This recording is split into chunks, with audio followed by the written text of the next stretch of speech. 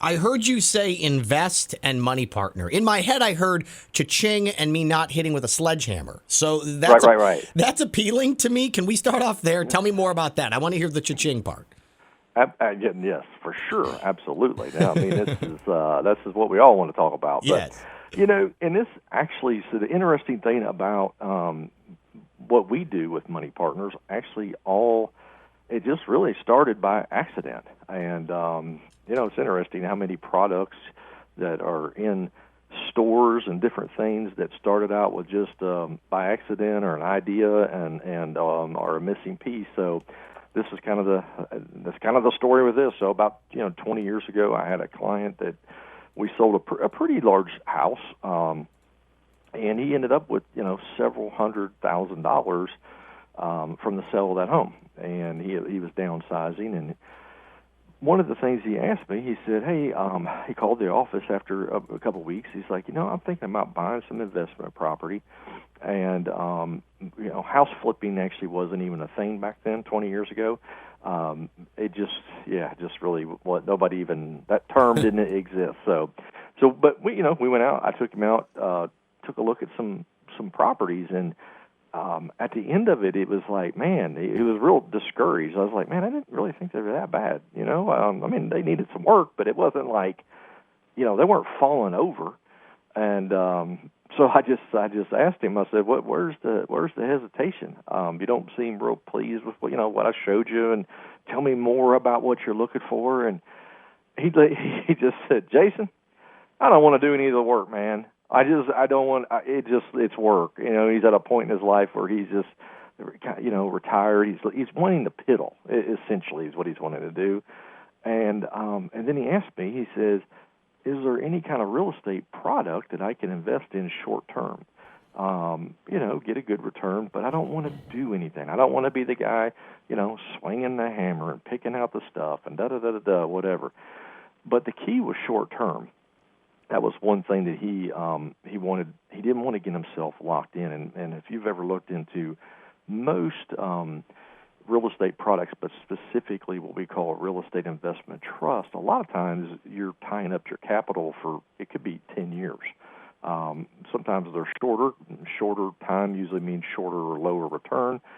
They're not easy things to exit, and that was one of the things that he really wanted. He goes, I don't want to do the traditional real estate investment trust. Of course, if you move money in and out of stocks that are maybe real estate related, you take the risk of timing the market, right, and knowing what you're doing. So I said, well, Keith, I rehab houses. That's what we call them back then. I'm the rehabber. I rehab them and resell them. And that's what we would say before flip this house. Before that was a big deal. But it was, this guy's pretty smart. He's a smart business guy, and we just sat down and figured it out. We figured out the math, and I said, well, here's what I think we can do, and here's what he said I need. And so he partnered with me on the house, and so he put $100,000 into that deal. And then when we sold that house, or within 1 year, whichever happened first, I paid him 7.5% on his money. So, I mean, if you think about that, if you do that math and you kind of do some division there, every time I sell 13 houses with him, basically after the 13th house, he doubled his money. And so the Nice. cool thing for him was we actually did that in less than 2 years, because I had this additional capital from him that allowed me to do more properties, allowed me to do, just do more house flips, do more deals. And we became partners in that. And so he liked the fact that he was getting a 7.5% return, but he really liked it when we sold the homes pretty quick. And he almost, basically doubled that money after the 13th house. That's exciting. Now, we can't, that's market dictated. You can't do it in every single market because sometimes there's not enough inventory to buy. But, sometimes like we may be looking at a downturn market potentially coming up, and I don't know, there may be some opportunity there. But no matter what's going on, no matter what the markets are going up or going down, there is life happening to people. And so even in the last 36 months, you think about it, in real estate in the Triad, basically since, if you bought really about 2018, just about anywhere you bought, almost any price range, your house has basically doubled since 2018. Yet there are still foreclosures.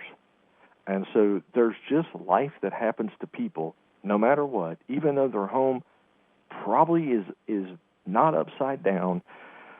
Some people just check out, and they don't read the mail, and they don't care that the bank's coming after them, and there's other things going on in their life, and if they lose their home, they lose their home, and they could have sold it and got $100,000, but that wasn't what's important to them. So what I'm getting at is there's always opportunity in every market. So what I like about how we do this is it's always secured, so with a deed of trust, and so I know that terminology may not be familiar to everybody, but if you've ever borrowed money from a bank to buy a home, that's what they did. You had a mortgage, they assigned a deed of trust. On that deed of trust, it says, hey, if this person doesn't do what they say, if they don't pay me back, then you have legal recourse to come take the house, just like a bank, essentially. And the fact that it was short term, that was a big key for him. And, the other thing was he didn't have to do anything other than, write a check. And write a check and get checks.